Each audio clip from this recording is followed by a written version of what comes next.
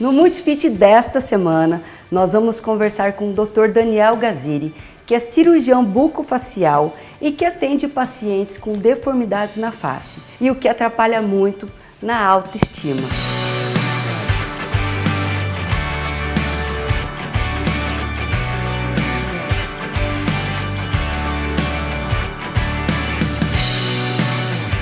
Dr. Daniel, quais as deformidades mais frequentes na região dentofacial? Daiane, muito importante a tua pergunta, e é uma pergunta muito frequente, né? O paciente hoje, com acesso à internet, às informações, ele já vem meio sabendo o problema dele. O que a gente vê mais comum são os pacientes que são padrão facial 2, e aqui temos uma caricatura do Bart Simpson, que é um classe 2, então ele não tem queixo. Ele é um padrão facial 2, é aquele paciente que queixinho é para trás. Tá? E temos o contrário disso, que é o paciente que é padrão facial 3, o classe 3 dentária. Tá? Depois vamos falar um pouquinho do que é padrão e o que é classe. A gente precisa saber isso para diagnosticar, isso é importante. Mas o padrão facial 3, ele tem aquele queixo enorme lá na frente. Os dois casos incomodam os pacientes. Tanto que o paciente que é padrão facial 2 é muito comum ele chegar aqui no consultório e fazer isso com o queixo, para tentar projetar o queixo, que ele não tem. E o paciente padrão facial 3, ele faz o contrário, ele vem mais cabisbaixo para o consultório, tentando esconder aquele queixo a mais que ele tem. Tá? Então você vê como é que mexe com a autoestima do paciente isso. É funcional? É funcional. Por quê? Porque ele não consegue mastigar direito. O encaixe dos dentes dele não é legal. Então ele não consegue ter uma atividade mastigatória igual a gente tem. E junto também afeta a parte respiratória do paciente. Nossa! Inclusive atrapalhando as atividades físicas dele muitas vezes. Atrapalhando o sono. É o paciente que ronca quando dorme. Que dorme de boca aberta, porque ele não consegue fechar a boca. Quais os prejuízos funcionais aos pacientes? Então, Daiane, o que acontece? Esse paciente é o paciente que ele é padrão facial 3, ou seja, ele tem aquele queixo enorme, que incomoda demais ele e afeta a autoestima dele. Tá? Tanto que depois da cirurgia ele mudou totalmente o estilo de vida dele, ele começou a pedalar, fazer esporte, se cuidar mais. Mas a gente vê na radiografia dele que ele tem também, além de um queixo muito proeminente, que ele tem os dentes fora de posição da parte superior, que é a maxila, em relação à inferior, que é a mandíbula. Isso devia estar encaixando igual um zíper os dentes dele, e a gente vê que isso é impossível. Então, esse paciente, ele mastigava em 2 dentes. Vocês imaginam o que é o paciente ter apenas 2 dentes para ele triturar todos os alimentos dele. Consequência dele, gastrite. Ah. Ele fazia tratamento. Mas também gera alguma dor por causa da mastigação errada? Perfeito. Ele vai ter dor aonde? Na articulação da mandíbula, articulação temporomandibular. Muitas dores e dores na face. E as pessoas às vezes não veem isso, a família dele... Então, isso que eu ia perguntar, só foi ver isso na vida adulta? Ou a família já tinha visto antes? Ou ele que viu? A família até viu, até procurou alguns dentistas, mas faltou embasamento técnico, infelizmente, para o colega dentista, fazer o diagnóstico dele e falar, olha, o teu caso não é só colocar aparelho ortodôntico, só aparelho não vai resolver no teu caso. Graças a Deus, a maior parte dos casos, essas discrepâncias elas são muito pequenas e se resolve com aparelho ortodôntico, principalmente quando é visto na infância. Por quê? Porque daí consegue fazer a ortopedia facial e funcional. E aí, na infância, começa a tratar e resolve. Então, ele é um paciente que mudou muito. Tá? Ele era assim. Isso é ele mordendo, ele está encaixando os dentes aqui do jeito que ele consegue. E aí o que ocorreu? Cirurgia dele foi realizada em 2014 no Hospital Evangélico de Londrina e 21 dias depois é outra pessoa. É outra pessoa.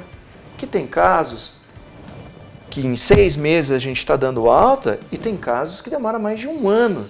Então não ache que vocês vão passar por um procedimento desse e um mês depois do procedimento pode ir embora, tá tudo bem, obrigado. Não, é uma cirurgia complexa. E porque é uma cirurgia complexa, ela requer um pós-operatório com acompanhamento ali muito presente e por um longo período de tempo, inclusive com restrições alimentares. Olha. Infelizmente, a pessoa que passa por essa cirurgia, ela vai ter que mastigar uma comida mais pastosa, no início só líquida, e aí entra o trabalho do colega nutricionista, entra o colega fisioterapeuta para reabilitar esse paciente, depois entra o colega fonoaudiólogo. Então vocês imaginem que isso aqui é um tratamento tão complexo que envolve várias equipes especializadas. Inclusive o ortodontista é o cara que começa a posicionar os dentes, para esses dentes estarem numa posição adequada, para a gente poder levar esse paciente para a cirurgia e desmontar e encaixar o quebra-cabeça. Isso é fundamental. E o ortodontista, antigamente, ficava 3 anos com o paciente.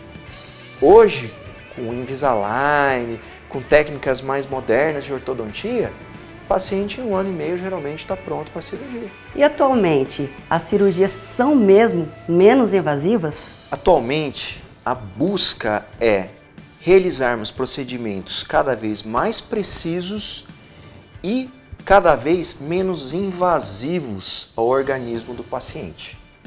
Por que disso? Se nós conseguirmos ter procedimentos que a gente faz com a precisão maior, isso já ajuda a diminuir o tempo da cirurgia e isso é fundamental para o paciente ter uma recuperação mais rápida. Além disso, as técnicas evoluíram. Hoje nós temos 2 grandes brasileiros que são o Jonatas Klaus e o Matheus Spinella, que inclusive fizeram esse livro, e esse livro está sendo muito utilizado por vários colegas cirurgiões da minha área, e eles preconizaram, através desse livro, trazer de fora, do exterior, as técnicas minimamente invasivas. O que acontece nessas técnicas, Dai? Em vez da gente fazer cortes enormes, entrar lá, descolar tecido, músculo, sabe, fazer algo que você está expondo um monte o paciente, você faz cortes cada vez menores, faz processos que a gente chama de tunelização e descola menos musculatura. E a hora que eu faço isso, agredindo menos os tecidos, os músculos, o tecido ósseo, eu faço que o paciente se recupere mais rápido, que ele sofra menos com o pós-operatório. Então o pós-operatório é mais ameno, dura menos, o paciente é reabilitado de forma mais rápida e eu acho que isso é o mais legal. Eles falam de técnica minimamente invasiva. Eu e outro colega, o professor Eduardo Oshuli, falamos que é filosofia. Olha. É uma nova filosofia do jeito de você enxergar a cirurgia e tratar o paciente para recuperar ele o mais rápido possível. Você me disse antes de começarmos a gravar que os pacientes chegam aqui muitas vezes com a autoestima baixa. Isso é frequente? Dai, você me fez uma pergunta muito importante sobre a autoestima dos pacientes. Esse é um dos fatores que eles vêm buscar a gente, que nem essa paciente. Eu acho que o semblante dela diz tudo sobre a autoestima dela. Ela era a pessoa que, óbvio, tinha as dores em face, igual a gente já falou, mas fora isso, a autoestima dela era muito baixa. Ela ficava no emprego 3 meses em média e trocava de emprego, não conseguia interagir bem com as outras pessoas no ambiente de trabalho dela, era a pessoa que estava fazendo tratamento para depressão, tá? E é uma pessoa jovem, é uma pessoa de 21 anos. Nossa. E tem um aspecto bem envelhecido na face. E, óbvio, a gente brincando bastante com ela para ela dar um sorriso, porque a gente precisava entender o problema da deformidade dela. E ela tem uma assimetria da face. Se a gente vê o lado esquerdo, ele é muito menor que o direito. Então isso dá dores, isso dá problemas funcionais, mas dá um problema emocional, que é a autoestima baixa. E essa é a foto que ela me mandou 2 meses depois de operada. Então, ela é uma paciente que nunca veio maquiada no consultório antes da cirurgia, para preparar para a cirurgia. Eu nunca tinha visto ela usando brinco. batom. E quem é mulher sabe.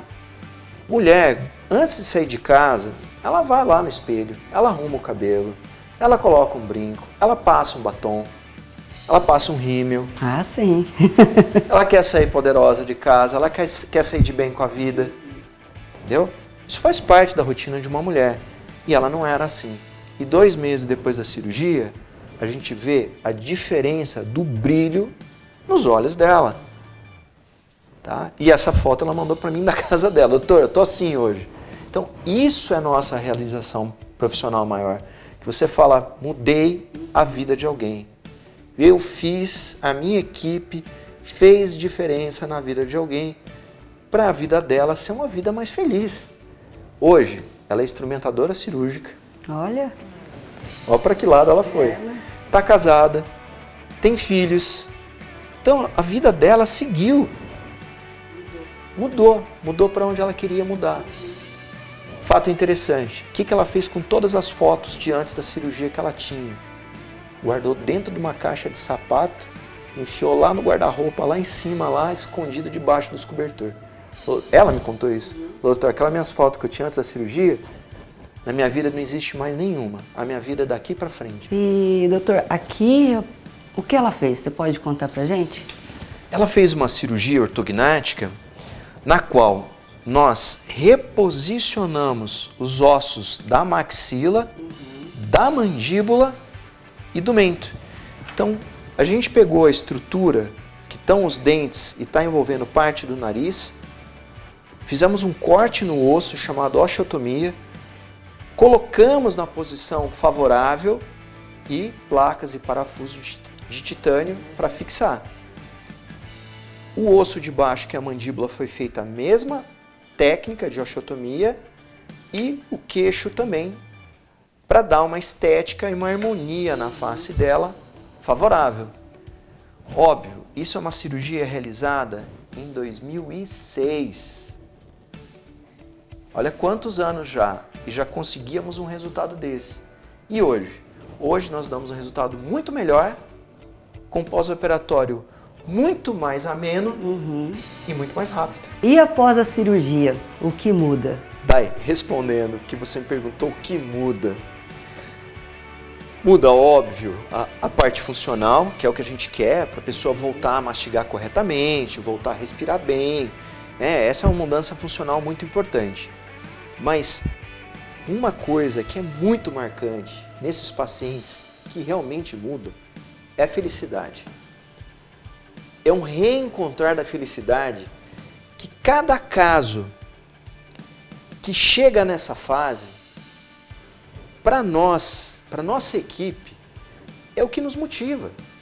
Porque assim, a hora que você vê uma paciente fazer uma declaração dessa numa rede social e ela mesma postar a foto dela do antes e de como ela está agora, a foto e o que ela escreveu é aquilo que faz até tirar a lágrima dos olhos da nossa equipe, porque não tem como a gente não ficar feliz e realizado por ela. A realização dos nossos pacientes é a nossa realização. É a hora que a gente sabe que o nosso trabalho fez a diferença na vida das pessoas. Então, a felicidade deles ela é imensurável depois da cirurgia. É outra vida. Doutor Daniel, parabéns, viu, por esse trabalho maravilhoso. Parabéns. Obrigado, querida. E aí, gostou do vídeo? Curte aqui embaixo e se inscreva no canal da Multi TV. Semana que vem tem mais. Tchau!